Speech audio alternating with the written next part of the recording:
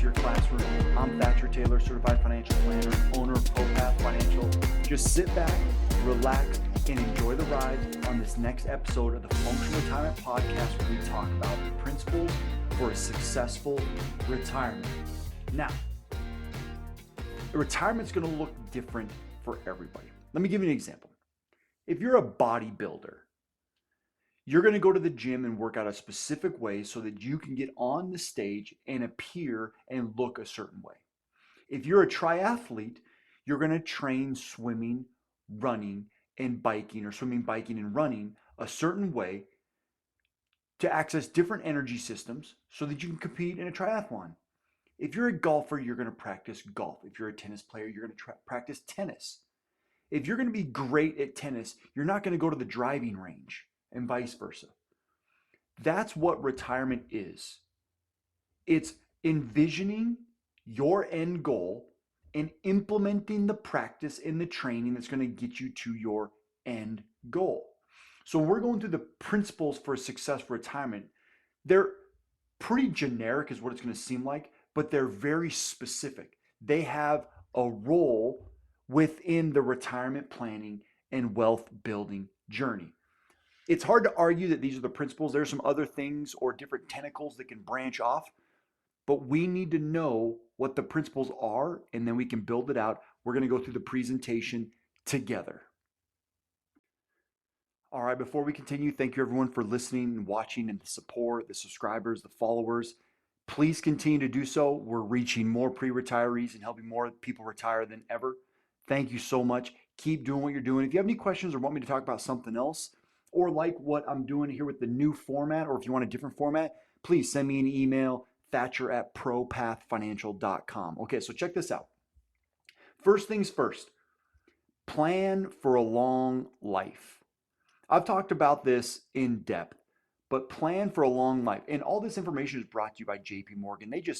I know a lot of this and I incorporate a lot of it into my retirement planning, but they just do a better job of building this out. I just don't have the time. I'm too client facing. I'm diving into planning and trading and working with CPAs and people's estate planning attorneys. So I'm too enamored with the other parts of the actual application and implementation of retirement and financial planning.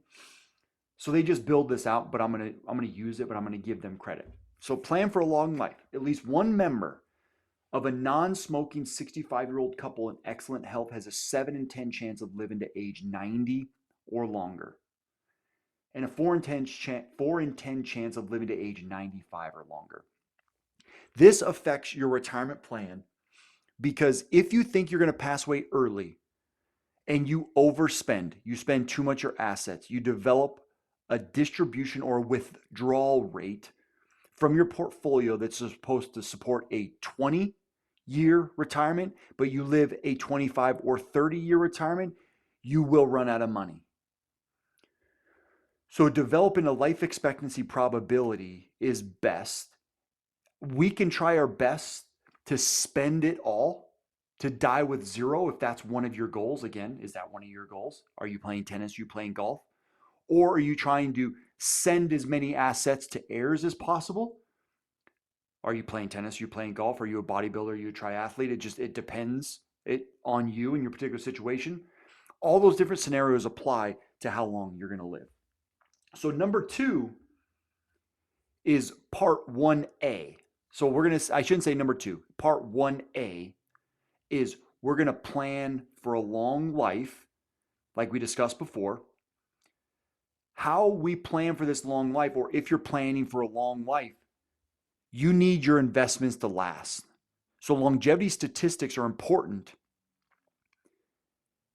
but you need to make sure that your investment methodology supports that. And here's where it gets tricky, is if you're going to live a long life, but you're really low risk, you want all your money sitting in cash or short-term bonds or bond type securities, you're not going to be accumulating enough to combat inflation or the future cost of goods. In addition, if your goal is to leave a lot of assets to heirs, you want more growth on the portfolio. So if your time horizon now extends out further because you're going to be living longer, 30, 35 years, you need more assets that are going to appreciate over a long period of time. And that comes with a really good investment portfolio. So living a long life applies to your goals and how you want the rest of your assets to operate, last, and move on to the next generation. Part 1A is what you do with those assets to make sure they are sustainable for a long enough period of time. All right, so here we go. Part 2, and again, this is why it's a principle. It's very basic. I talk about this a lot. People don't like it, but it is what it is. You need to know how much you'll need. You need to define what the future is going to look like. This is going to help craft the plan. This is why I always start with my financial planning process is goals first, plan second, assets third. You need to understand how much it's going to cost you in retirement.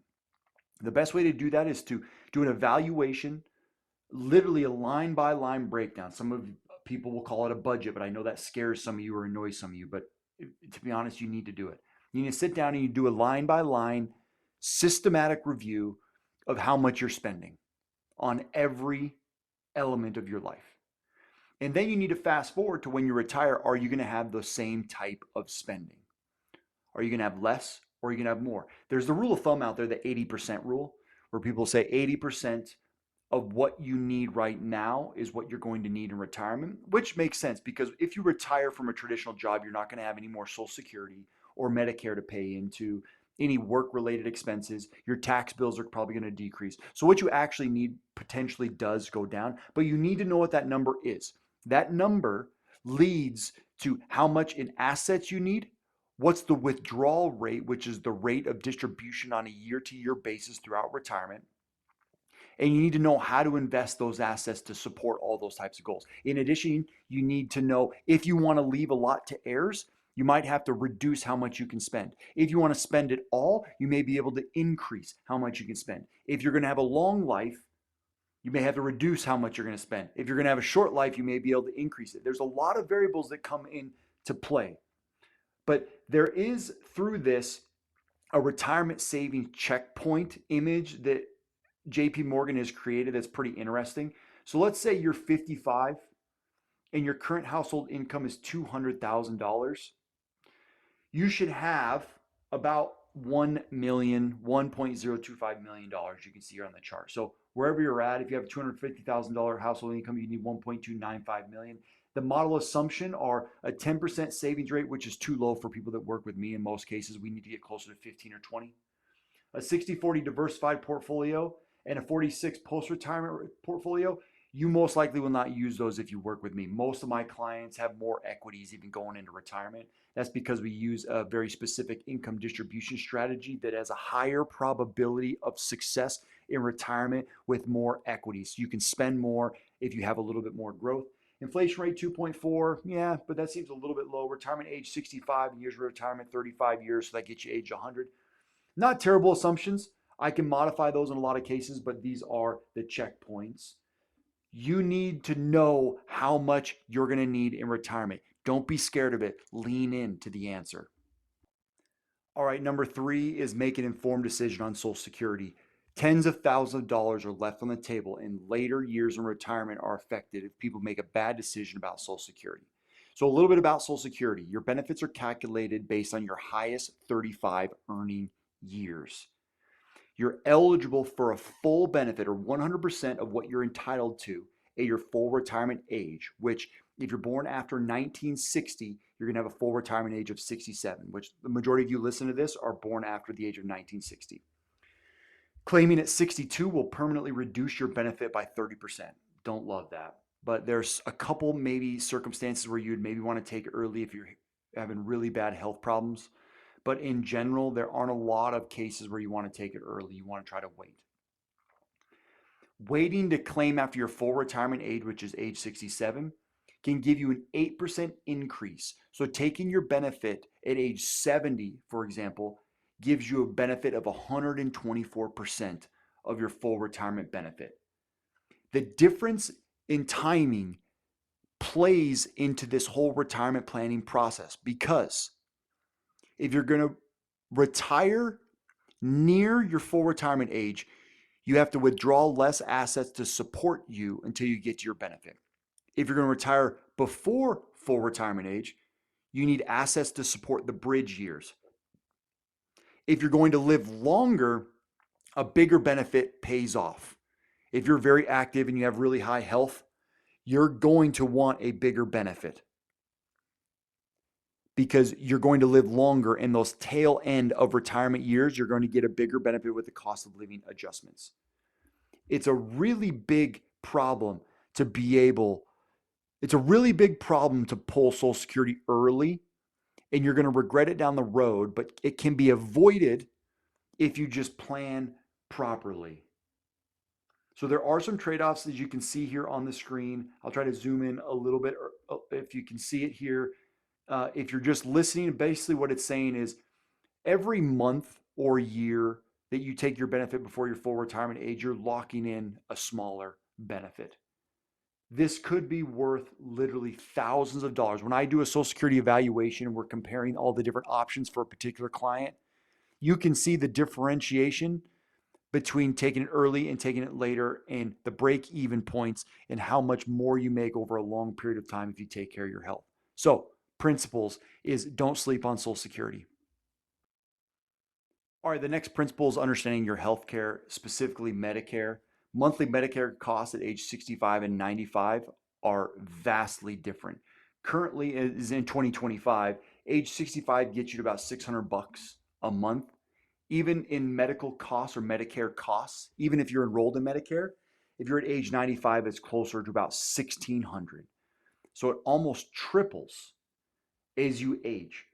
Medical expenses tend to rise very sharply throughout retirement, specifically towards the tail end of retirement if you're not taking care of yourself and or your poor medical health catches up with you, and you have to do things like long-term care, in-home care, nursing home care, extended stays in the emergency room or hospital.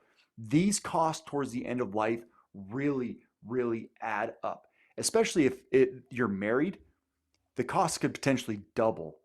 So really being aware of medical costs matters, or being aware of medical costs is very valuable and matters in retirement. If you're looking at the chart here, and if you're just listening, I can tell you, you can see the cost breakdown from what I told you earlier, about 600 bucks at age 65 and about 1,600 bucks at age 95. Those are broken up between Part B premiums, Part D premiums, other out-of-pocket costs and Medigap plans if you want a supplemental policy to fill the gaps in your Parts A and B of Medicare.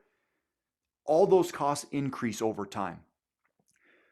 So we talked about it before. A longer life is great, but potentially there could be costs with living longer. So you need your assets to grow. You need to navigate the income that you utilize from your assets on the years prior to make sure you're planning for these unexpected costs. It's not insurmountable. These costs shouldn't be scary. They should just be planned for. You shouldn't avoid them. So medical costs and navigate them are a major principle of retirement that a lot of people overlook. All right, now we're to the fun stuff, but it's kind of the cold hard truth. If you really want to develop a good retirement plan, you need assets. I know we don't like to hear that. It's very frustrating. Maybe you haven't accumulated as many as you'd like. You made some bad decisions along the way and you just don't have as much. You need to make sure you prioritize long-term savings. That's principle number 5. The process of how you navigate the money that you're going to be utilizing is first, you need to try to build a big emergency fund. And it's just enough to cover what you need in the event of a short-term disaster, which, to be honest with you, it's job loss and income loss. You need to support income loss because any big disaster, as long as you're insured properly with medical insurance, homeowners insurance, car insurance, umbrella insurance, insurance helps cover those as long as you can pay the premiums and the deductibles. But if you're working and losing income is a big concern, then you need to make sure you put some money on the side to protect that. Next, you need to evaluate intermediate term goals. Things like maybe purchasing a house, making a different type of investment, starting a business, or retiring early, where you need to segment money away from the market to make sure you're protected in the event of these short-term needs popping up. Then from there, long-term stuff needs to be invested in a proper investment portfolio. So now you've got all the layers covered in the event that the market doesn't cooperate in the short term. It doesn't really matter. You can just let it recover, which it usually does historically. So you just need to continue to protect yourself. Once you have all those protection accounts, the emergency fund, and then maybe the short-term fund for any short-term goals set up, you just leave those at a steady balance and you invest the rest. If you can see on the chart, there are a way they use a kind of a flow chart, a prioritization of where the money should go. First, emergency reserves. Second, they say defined contribution plan, which is basically your 401k with an employer match. That's pretty accurate. Pay down higher interest loans. We need to get rid of debt, especially revolving debt, right away. I would say that's a really high priority. This says health savings account. Not necessarily. You don't have to use a health savings account. Health savings account can be pretty cool, but maybe you're using a more comprehensive medical plan that's not a high deductible plan, because to have an HSA, a health savings account, you need to have a high deductible plan. Maybe that doesn't fit your needs. You also can add more money to your 401k if it allows it, especially if you're over the age of 50. Then this has IRAs and taxable accounts. The only thing I would change on here is number 8, the taxable account. I think that's the most valuable and important investment account, because a taxable account has more freedom and flexibility than the 401k or an IRA. In addition, most people I work with have too high of income and they can't contribute to an IRA directly. I would put the taxable account at number 3 or 4. You're going to need that flexibility with investments from a taxable account, like a regular individual account, joint account, trust account, to be able to navigate a good or the best income distribution strategy that you can in retirement. It really helps mitigate long-term taxation. But that's the prioritization of long-term retirement goals and really protecting yourself as you come into retirement. But that's it. That's essentially it. Those are the big principles of retirement. What you really need to be aware of is how long you're going to live. Very difficult to talk about. In fact, there's a trend with all of these about the difficulty to talk about them, especially if you're on your own or you're with your spouse and maybe you're not quite on the same page. Like you're pretty close, but you're getting closer to the actual decision moment. And it's starting to become nervousing. All these things are difficult to talk about in that situation where you're planning for a long life, how to invest for the long life. You need to figure out how much you'll need, which can be very difficult and very stressful. Make an informed decision about Social Security. You only get one shot at Social Security. Your decision is the decision that sticks with you for the rest of your life. You can do a do-over, but you got to give all the money back, and I think it has to happen within 12 months. Next, you need to talk about your medical costs. Again, no one likes to talk about how much they may be spending. It's difficult to examine how expensive things can be, but it needs to be addressed so you're safe in the long run with the income that you need from the assets that you have.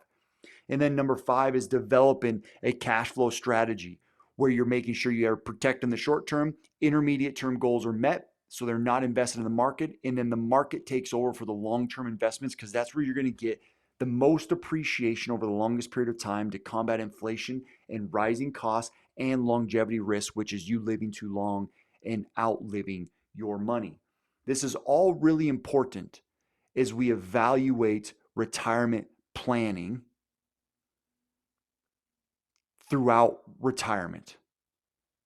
You cannot sleep on any of these other elements. You could throw in a lot of other stuff like minimization of taxes. Sometimes taxes are taxes, and we can do our best to minimize them, but you need to make sure that taxes are just accounted for and it's a cost that is accompanying your retirement plan. There are ways that we can avoid and navigate taxation, but I don't know if it's a principle. It's very important, but it's not a principle, because throughout your years, you will have probably contributed to an IRA, which we know is going to be taxable later, unless we do some Roth conversions, in which is taxable now. Maybe you do have some Roth that we know is going to be tax-free. Maybe you do have a taxable account, or maybe not enough in the taxable account. So taxes are important, but it's not a principle. It's something that we got to navigate, kind of triage. And if you're not working with an advisor and preparing for it, then it definitely is a triage situation. And then lastly, we already talked about the investment portion. So I'm not counting it as a principle, but being invested cannot go unnoticed. You have to invest your money for long-term goals. You cannot be scared of a little bit of volatility. You need to turn off the noise that you hear on TV and social media and your neighbors and families and friends and all the talking heads that are spewing so much negativity about our economy not lasting and the crumbling of society. Good quality investments should be made up of the largest companies in the world in a diversified manner that's built to achieve an assumed rate of return over a long period of time. And that rate of return should be what you need to support your plan. Once you build that out, the short-term volatility or the nonsense that happens in the short term becomes irrelevant. It washes out. It just literally is white noise. So I'm not classifying that as a principle, but we've already discussed the importance of utilizing equities, especially if you're going to live longer, to support your plan. If you've enjoyed this, please let me know. Please make sure to follow, like, and subscribe. Make sure we keep growing this. But these are the principles of retirement. And these, if you attack these head on, you will be successful in retirement. I fully believe it. I've seen it. I have clients going through it right now. The people that maximize these principles are the ones that are the happiest. They live the best retirement, and the ones that start to work on it before they get there. So thanks for listening. I appreciate it. If you'd like to chat with me directly about full comprehensive retirement planning, better than all the big box retailers, I can do customized retirement planning. All the clients' assets are held at Schwab, so I don't even get to touch them besides managing, but I don't have access to your money. You still have your accounts at Schwab. I just get management capabilities, and we can support the assets that support the plan to achieve your goals. Thanks for listening.